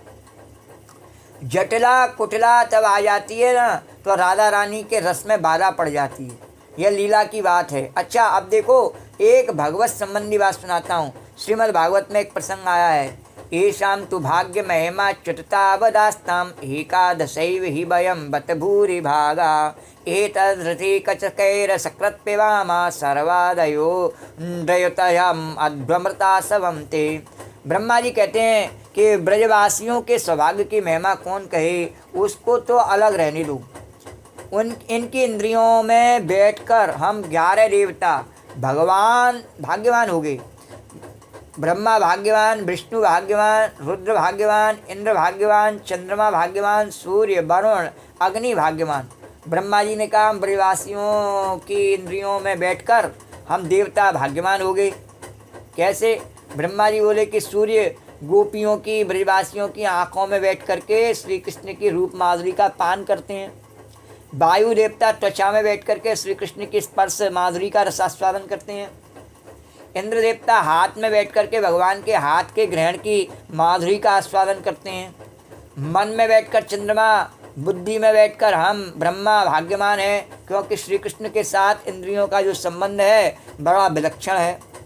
तो इंद्रियों का जो संसार के साथ संबंध है वह बंधन का हेतु है, और कृष्ण के साथ जो संबंध है वह अनजाने साजन से, अन्य मिले साजन से जो प्रीति है, अतीन्द्रिय साजन से जो प्रीति है, उसमें इंद्रिय भोग तो होगा नहीं, इसलिए संसार तो छूट जाएगा, वैराग्य की उपलब्धि होगी और उधर परमानंद का रस का आस्वादन होगा। ब्रह्मा बोले हम बड़े, तुम क्यों बड़े? तो एतर दृषि कचस्कई रसकृत पिवामा, क्योंकि इन ब्रजवासियों के इंद्रिय रूपी प्यालों से हम श्री कृष्ण रस का पान करते हैं। अडर्जुजयम मध्वमता सबमते को चरणारविंद मकरंद मधु अमृत आसव तीनों बताया। तो मधुरोग हारक होता है और आसव विषय मारक होता है। और आसव पियो तो छक जाओगे, दुनिया का दुख भूल जाओगे। शहद पियो तो खूब मीठी लगे और रोग मिट जाए, औषध है। और अमृत पियो तो मृत्यु मिट जाए। तो यह श्री कृष्ण का चरणारविंद मकरंद रस जो है, यह आयु अमृत भी है, आसव भी है। तो श्री कृष्ण चरणारविंद मकरंद रस श्रीमद् भागवत में आया है। तो स्मरण मुकुंदांघ्युपनगृह्यम, आप यह ध्यान करो कि हम कृष्ण के चरणारविंद को अपने हृदय से लगाकर अपने हृदय में दबा रहे हैं, नाक से सूंघ रहे हैं, जीभ से चाट रहे हैं, आँख से एक एक अंगुली एक एक सौंदर्य को देख रहे हैं, त्वचा से स्पर्श कर रहे हैं, कान से रुंझुन रुंझुन सुन रहे हैं। संसार को छोड़कर भगवत रस में डूब जाएंगे आप। निराधार होकर इंद्रियों को जगत से अलग करना कठिन है। और श्री कृष्ण चरणारविंद का आधार पकड़ करके अपने इंद्रियों को संसार से छुड़ाना, ये अनायास साधन है। और अनायास है और आसान है। क्या कि भगवान ने पहले ही कहा, जैसे नित्य बताया जाता है रामचरितमानस में कि मम पर मनई बात बड़ डोरी, इस प्रकार से तो आसान है भगवान ने कहा। और अगर सबको छोड़ने की बात करी जावे और सीधे सीधे रिक्त स्थान में जाने की, तो आसान नहीं है। और उसको बांधने के लिए मेरे चरण कमल चाहिए। अगर उस मोह की डोरी को मेरे चरण कमलों से बांध दिया जाए तो आसान है, अन्यथा अपने बलबूते पर छोड़ना तो कठिन है। तो एक पंडित जी ने ब्रह्मा जी को डांटा, क्यों बोलते हो इंद्रियों में बैठकर कहीं देवता भोक्ता होता है? झूठ बोलते हो। देवता इंद्रियों का अनुग्राहक तो है, परंतु ग्राहक नहीं है। ग्राहक है इंद्रियां, अनुग्राहक है देवता। अगर देवता रस पीने लगे तो सुखी दुखी होगा ना? वह तो नहीं सुखी दुखी होता है, वही होता है जीव। और सुखी दुखी होगा तो पापी पुण्यात्मा हो जाएगा, और देवता नहीं होता। अगर देवता हमारी इंद्रियों में बैठकर सुख दुख का भोक्ता बन जाए तो वह पापी पुण्यात्मा भी बनेगा। और शास्त्र के विरुद्ध भोग लेने पर वह पापी हो जाएगा, और शास्त्र के अनुरुद्ध भोग लेने पर वह पुण्यात्मा हो जाएगा। और देवता को तो पाप पुण्य लगता नहीं। तो ब्रह्मा जी तुम क्या बोलते हो? तुम क्या ब्रजवासियों के इंद्रियों में बैठकर श्री कृष्ण का रसास्वादन कर सकते हो? झूठ बोलते हो। बोले अरे भाई, कह तो नहीं सकते, औरों को तो नहीं कहते हैं, और जगह तो हम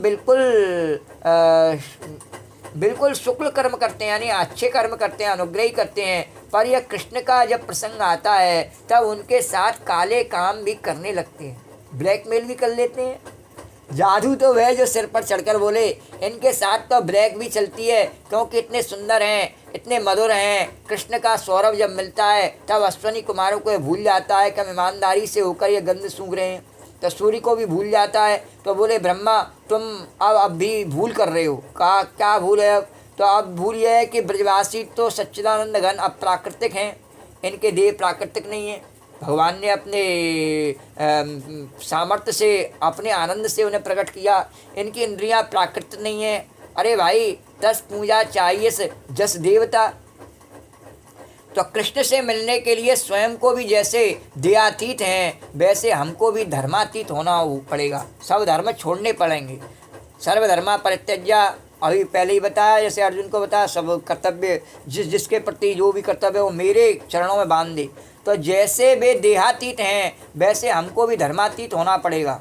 जैसे वे प्रकृति से परे हैं वैसे हमको भी प्रकृति से परे होना पड़ेगा। तो ये ब्रजवासी तो अप्राकृतिक हैं, इनकी इंद्रियां अप्राकृतिक हैं, और अप्राकृतिक इंद्रियों में देवताओं की जरूरत नहीं होती। तो प्राकृतिक इंद्रियां ही जहाँ तमस बना हुआ शरीर है और रस से होने वाली क्रिया हैं और सत्व से बनी हुई इंद्रियां हैं, वहाँ अनुग्रह करने के लिए सूर्य चंद्रमा आदि देवताओं की अपेक्षा होती है। और ये तो सच्चिदानंद घन, इनमें तुम कहाँ से आए? तो ब्रह्मा जी बोले भाई तुम चुप रहो, कोई सुन न ले भला। ब्रह्मा जी बोले तुम तो ब्रह्मा को झूठा करने पर तुल गए हो और पक्के ब्रजवासी हो, इसलिए चुप हो जाओ। तो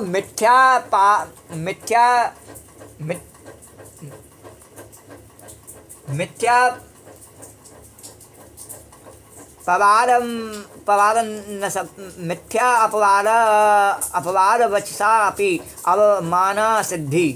अरे यद्यपि हमारी प्रकृति इंद्रियों के साथ और प्राकृतिक देवताओं के साथ श्री कृष्ण के रस रहस्य का कोई संबंध नहीं होता, लेकिन जब ब्रजवासी लोग इनको अपनी इंद्रियों में से पीते हैं कि पिबन्ते चक्षुभ्याम लेहन्ते जिह्वा, आँखों से पीते हैं, जीव से चाटते हैं, रवन्ते बाहुभ्याम, दोनों हाथ से पकड़कर हृदय से लगाते हैं, तो दुनिया को तो ऐसे ही मालूम पड़ता है कि हाथ से हृदय को लगाया, आँख से देखा और जीभ से चाटा, तो सब लोगों को मालूम पड़ता है कि इंद्रियां ग्राही हो गए हैं। तो भगवान तो क्या, हम लोग भी अफवाह प्रमाद उड़ा देते हैं। हाँ, हम भी भगवान का मजा ले रहे हैं और हमको अपनी इसमें बड़ी प्रतिष्ठा मालूम पड़ती है, इज्जत मालूम पड़ती है। ब्रह्मा जी ने कहा। तो एक हमारे साधु हैं, बिहार में रहते हैं, अखंडानंद जी आगे वर्णन करते हुए कह रहे हैं कि एक हमारे साधु हैं, बिहार में रहते हैं। जब किसी मिनिस्टर के घर में ब्याह हो, जनेऊ हो और होम हो तो वहाँ पहुँच जाते हैं, फोटोग्राफर अपने साथ ले जाते हैं और जाकर आओ बेटा आओ करके मिनिस्टर के सिर पर हाथ रख देते हैं और फ़ोटो खिंचवा लेते हैं। बाहर में ले जाकर दिखाएंगे कि देखो ये मिनिस्टर हमको नमस्कार करते हैं। उनके पास सबके फ़ोटो हैं, राष्ट्रपति राधा कृष्णन के, राजेंद्र बाबू के, नेहरू जी के। तो देवता लोग कृष्ण के साथ झूठा संबंध होने पर भी अपने को धन्य मानते हैं। एक गोपी थी ब्रज में, ऐसी गोपी थी कि सबको तो कृष्ण के साथ संबंध लगाकर कलंक भी लगाया था, परंतु इसके बारे में कभी कोई ऐसी बात नहीं थी। अब उसको बड़ा दुख हो कि हे भगवान, सब लोग यही कहेंगे कि यह इतनी अभागन कि कृष्ण इसकी ओर देखते नहीं, इसका कृष्ण से प्रेम नहीं। एक दिन क्या हुआ, भाद्र शुक्ल चतुर्थी अभी जो होके गई है, उस दिन सायंकाल चौथ का चंद्रमा देखना वर्जित है, वरना मिथ्या कलंक लगता है। परंतु वह गोपी शाम को बाहर निकली और घर के बाहर जाकर चंद्रमा की ओर देखे और अर्घदान करे। चतुर्थ निशाशंका प्रार्थना की, हे चतुर्थी के चंद्रमा, हम पर कृपा करो, अनुग्रह करो, शास्त्र में जो तुम्हारे दर्शन का फल लिखा है सो हमको मिले। इतने में नारद जी वहाँ आगे बीणा बजाते, हरिगुण गाते। भगवान की कथा हो, नारद जी नहीं आवे तो वो कथा तो अधूरी है। बोल द्वारकाधीश भगवान की जय। श्रीमन्नारायण नारायण हरि हरि, जय जय नारायण नारायण हरि हरि। तो उन्होंने पूछा, हरियो ग्वालिन क्या कर रही हो, आज तो कोई चंद्रमा की ओर देखता नहीं और तू व्यर्थ अर्घ दे रही है और चंद्रमा से प्रार्थना कर रही है। बोली, महाराज चुप रहो, भले ही मैं इतनी अभागन रहूं कि श्याम सुंदर हमारी ओर न देखें, और भले ही मेरी आंखें इतनी अभागन रहें कि श्याम सुंदर की ओर नहीं देख पाती हैं, और गांव में बस मैं ही ऐसी अभागन हूँ कि कृष्ण के साथ मेरा कलंक नहीं लगा, तो मैं चंद्रमा को देखकर अर्घ दे रही हूँ कि हमको सच्चा न सही झूठा ही कलंक कृष्ण के साथ लग जाए तो हम छाती तान कर गाँव से निकलेंगे कि तुम ही लोग सुंदरी नहीं हो, मैं भी, तुम ही लोग प्रेमी प्रेम का नहीं हो, मैं भी हूँ। द्वारकाधीश भगवान की जय। तो मिथ्यापवाद वसाध्वा विमान सिद्धि। तो यदि गाँव में कृष्ण के साथ मिथ्यापवाद मुझे लगेगा तो हमें अभिमान होगा कि वाह वाह मैं भी सुंदरी हूँ। अब तो लोग कृष्ण के साथ कलंक लगाते हैं, तब तो लोग कृष्ण के साथ कलंक लगाते हैं। आप फिर अपने प्रसंग पर आ जाओ कि ब्रजवासियों के साथ ब्रह्मा, इंद्र, चंद्र, रुद्र आदि देवता अपना झूठा संबंध बना करके अपने को कृष्ण के पास पहुँचाना चाहते हैं। झूठ मूठ लोग चाहते हैं कृष्ण के साथ झूठा कलंक भी लग जाए। जैसे वर्तमान में देखते हैं, नहीं, कृष्ण जन्माष्टमी होती है तो लोग भंडारे लगा के किसी भी प्रकार से और ये दिखाने की कोशिश करते हैं कि हम भी कृष्ण के सगे संबंधी हैं। तो झूठ मूठ लोग चाहते हैं कृष्ण के साथ झूठा कलंक भी लग जाए। तब श्री कृष्णचंद्र के मन में रमण का, बिहार का संकल्प उदय हुआ। मन आया तब चंद्रमा ने कहा हम तो मन के देवता बनेंगे, और जब मन हुआ तो चंद्रमा जरूर रहेगा।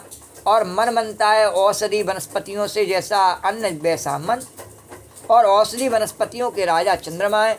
तो जब चंद्रमा शैत्य बरसाते हैं, अमृत बरसाते हैं, तब जौ में, गेहूं में, अंगूर में, अनार में शक्ति का संचार होता है, और वही अन्न जब आदमी खाता है तब मन बनता है। तो जैसे सूर्य देवता का अनुग्रह अन्न द्वारा मन पर है, तब मन में संकल्प करने की शक्ति आती है, इसलिए मन का देवता है चंद्रमा। तो बोले भाई अन्न से यदि मन बना हो तो उसका देव चाहे चंद्रमा हो, और भगवान का मन हो तो अन्न से बना ही नहीं। अभी जो चंद्रमा कह रहा उसके बाद वो पंडित जी ने काटी, सब व्याख्या उस प्रकार खंडानंद जी कर रहे हैं। ब्रह्मा की बात काटी, देवताओं की काटी, अब चंद्रमा की अलग से काटी कि चंद्रमा ने कहा कि मन बना तो मैं भी रहूँगा, तो उसकी बात काटी कि भगवान का मन तो कोई अन्न से बना नहीं है, अपने आप बना है भगवान लीला में। तो अन्न से बना नहीं, अन्न से बना हो तो उसके औषधियों के और उनके स्वामी चंद्रमा तो चंद्रमा हुए, और भगवान का मन तो अन्न से बना नहीं, फिर कहाँ से चंद्रमा जी हो गए। तो यह तो बिल्कुल सच्चिदानंद घनी है, तो यहाँ चंद्रमा कहाँ से आएगा। तो चंद्रमा ने कहा भले ही श्री कृष्ण का मन अन्न से न बनाओ, परंतु उनके मन का नाम मन है कि नहीं, और मन का नाम तो उन्होंने मन ही रखा है नहीं। तो हम मन पर अपना दावा रखते हैं, जहाँ मन होगा वहाँ चंद्रमा होगा। बोले अरे भगवान का मन अप्राकृतिक है, तू प्राकृतिक चंद्रमा वहाँ कैसे पहुँचेगा। तो तू तो प्राकृतिक है, प्रकृति का ही एक हिस्सा है, और भगवान का मन अप्राकृतिक है, कहीं दिखाई नहीं देता। तो कहाँ पहुँचे, चाहे न पहुँचे। हमने युक्ति निकाल ली है, कहा कि ठीक उसी समय भगवान का मन उदय हुआ, उसी समय हम भी उदय हो जाएंगे। चंद्रमा ने कहा कोई बात नहीं, जब भगवान का मन उदय होगा तो हम भी उदय हो जाएंगे, हम कह देंगे हम ही देख रहे हैं। तो लोग कार्य कारण संबंध जरूर जोड़ लेंगे, तो दुनिया में हमारी प्रसिद्धि भी हो जाएगी, और फिर किसी न किसी प्रकार से लोग चंद्रमा का संबंध भगवान के साथ जोड़ ही लेंगे। वो लोग कृष्णचंद्र भगवान की जय। तो तडोडुराज कुकभूकरैर्मुखे प्राच्या विलम्प्यन्नरुणेन सन्तमयि सचर्षणी नादौद्गा चुचो मृजन् प्रिया प्रियाया इव दीर्घदर्शन। तो बड़ा अद्भुत है, इस श्लोक में कितनी बातें ऐसी हैं जो भरी सभा में लोगों के बीच कहने पर अगर वे लोग उसको ठीक न समझें और तो इसका मतलब उल्टा पकड़ जाएंगे। वक्तुरेवा ही जाड्यम श्रोता यत्र न बुध्यते। अगर कोई बात श्रोता के समझ में ना आवे तो वक्ता की जड़ता है। तडोडु राजा, जहाँ ओडु राजा शब्द एक तो चंद्रमा का वाचक है, और ओडसु उडगणेशु नक्षत्रेशु राजते इति ओडु राजा। उड नाम राजा ओडु राजा। दूसरे ओडुराज माने श्री कृष्ण है स्वयं, वो स्वयं श्री कृष्णचंद्र हैं। कैसे, उरुसु राजते इति उरु राजा। उरुसु गोपी जनेशु, बहुत सी गोपियों में जिनकी शोभा हो उनका नाम उरुराज है, उरु राजा। तो उरुराज चंद्रमा नहीं, कृष्ण चंद्रमा है, कृष्णचंद्र हैं। सफ़ेद चाँद नहीं है, काला चाँद है। अद्भुत है यह तो। सब चंद्रमा सूर्य का तिरस्कार करने के बाद यह काला चाँद मिलता है, तो काला चाँद इसको बोलते हैं। तो श्याम चंद्र श्यामात सबलम प्रपद्धे, सबलात श्यामम प्रपद्धे। अरे बाबा, इस कृष्ण से प्रेम हो जाए ना तो सब निधि मिल गई। बोलो द्वारकाधीश भगवान की जय। अच्छा, एक बात आपको और बता मैं, अज्ञान का नाम प्रेम नहीं है। पत्थर को अज्ञान है तो क्या वह किसी का प्रेमी होता है? नहीं होता है। तो आप जिस समय बिल्कुल अज्ञान दशा में रहेंगे, किसी को जानेंगे ही नहीं, तो क्या आपको प्रेम रहेगा? किसी से प्रेम रहेगा? अज्ञान का नाम प्रेम नहीं है। जरा कभी ध्यान देना, तब मालूम पड़ेगा। तो प्रियता विशिष्ट उल्लासात्मक ज्ञान का नाम प्रेम है। तो जहाँ ज्ञान नाचता है वहाँ ज्ञान में उल्लास होता है, वहाँ प्रेम है। और नृत्यात्मक ज्ञान का नाम प्रेम है, नाचते हुए ज्ञान का नाम प्रेम है। भगवान का जो नाचता हुआ ज्ञान स्वरूप है, श्री कृष्ण परम पुरुषोत्तम पूर्ण ब्रह्म का जो स्वरूप है वह नाचता हुआ ब्रह्म है। तो नृत्यात्मक ज्ञान का नाम प्रेम है, नाचते हुए ज्ञान का नाम प्रेम है। उल्लासनात्मक, सुखात्मक, रसात्मक, प्रियता विशिष्ट ज्ञान का नाम प्रेम है। ज्ञान के बिना न धर्म हो, न भक्ति हो, न प्रेम हो। ज्ञान तो रोशनी है, प्रकाश है, परंतु जैसे सूर्य की रोशनी में और माता भी दिखती है, बेटा भी दिखता है, गुरुजी भी दिखते हैं और इष्टदेव भी दिखते हैं, और रोशनी तो सब में है। पर वह ज्ञान जो श्रीता के संस्कार से संस्कृत होकर उल्लसित हो रहा है, जैसे यमुना जल में मंद मंद तरंग उठ रही है, ऐसे उल्लासात्मक ज्ञान का नाम प्रेम है। इसकी कई भूमिका होती हैं। उरुधा राजते इति उरुराजा।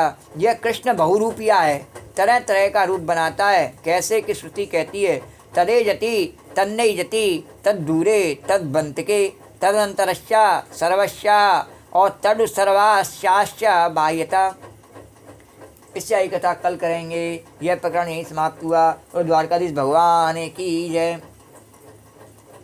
श्री राधे गोविंद भज मन श्री राधे, श्री राधे गोविंद भज मन श्री राधे, श्री राधे गोविंद भज मन श्री राधे, श्री राधे जय जय राधे, जय राधे जय श्री राधे, श्री राधे गोविंद भज मन श्री राधे।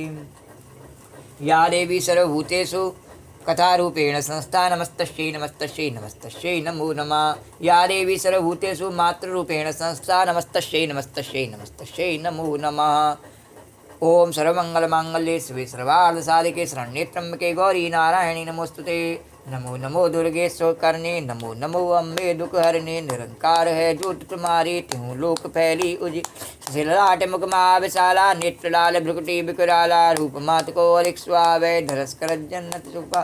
तुम संसार शक्ति लोकीना, पालन हेत अन्न धन दीना। अन्नपूर्णा हुई जगपाला, तुम ही आदि सुंदरी वाला। प्रलय काल सब नासनहारी, तुम गौरी शिव शंकर शिव योगी। तुम रे गुण गामे, ब्रह्मा विष्णु तुम्हें नित ध्यामे। रूप सरस्वती का तुम धारा, देश बुद्धि मुनि नोवारा। धरो रूप नरसिंह को अम्बा, प्रगट भई बाल कर रक्षा कर प्रहलाद बचायो। हरणा कुसको स्वर्ग पटायो, लक्ष्मी रूप धरो जग माई। श्री नारायण अंग सम क्षीर सिंधु में करत बिलासा। दया सिंधु दीजय मन आशा, हिंगलाज में तुम्ही भवानी। मैं माता बनी जाय बखानी, मातंगी धूमावती माता। भुवनेश्वरी बगला सुख श्री भैरव तारा जगतारिणी। छिन्न बाल है दुख निवारणी, की हरिवाहन सो भवानी। लागुर वीर चलत अगवानी, कर में कप्पर खड़ग बिराजे। जाको देख काल डर सो है अस्त्र और त्रिशूला। जाते उठत शत्रु सूला, नगर कोट में तुम्ही विराजत। हूँ लोक में डंका बाजत, सुमन समुदानव तुम्हारे। रक्तवीर शंकर महिषासुर दैत्य माने। जय अगवार मही अकुलानी, रूप कराल काल को धारा। सैन सहित तुम ते संहारा, परी गाढ़ संतन पर जब जब वही साय मात तुम। अमरपुरी और बासव लोका, तम महिमा सब रहे अशोका। ज्वाला में ज्योत तुम्हारी, तुम्हें सदा पूजे नर नारी। प्रेम भगत से जो जस गावे, दुख दारिद्र निकट नहीं ध्यावे। तुम्हें जो नरमल लाई, जन्म मरण से सो छुट जाई। जोगी सुरमन कहत पकारी, योग न होई बिन शक्ति तुम्हारी। शंकराचार्य जदब कीनो, काम क्रोध जीत सबली। जिस दिन ध्यान धरो शंकर को, काउ काल नहीं सुमरो तुमको। शक्ति रूप को मरम न पायो, शक्ति गई तम मन पछता। शरणागत हो कीर्ति बखानी, जय जय जय जगदम्ब भवानी। जय जय जय जगदम्ब भवानी, भई प्रसन्न आदि जगदम्बा। दही शक्ति नहीं कीन बलम्बा, मुको मात कष्ट दि। तुम बिन कौन हरे दुख मेरो आशा। तृष्णा निपट सतावे, मूरख मोह अति डर पावे। सुनाश की जय महारानी, सुमरो एक चित्त में करो कृपा हे माध्य आला। रिद्धि सिद्धि दे करो न्याला, जन्म जन्म में तप्पल पाऊँ। तुमरो जिसमें सुना सुनाऊँ, दुर्गा चालीसा जो गावे। सब सुख भोग परम पर देवी दास शरण निज जानी। करो कृपा जगदम्ब भवानी, करो कृपा जगदम्ब भवानी। या देवी सर्वभूतेषु जगजननी पार्वती मैया की जय। या देवी सर्वभूतेषु मातृरूपेण संस्था नमस्तस्यै नमस्तस्यै नमस्तस्यै नमो नमः। या देवी सर्वभूतेषु कथारूपेण संस्था नमस्तस्यै नमस्तस्यै नमस्तस्यै नमो नमः। तो राम कहो राम कहो राम कहो बाबरे, कृष्ण कहो कृष्ण कहो कृष्ण कहो बाबरे। राम कहो राम कहो।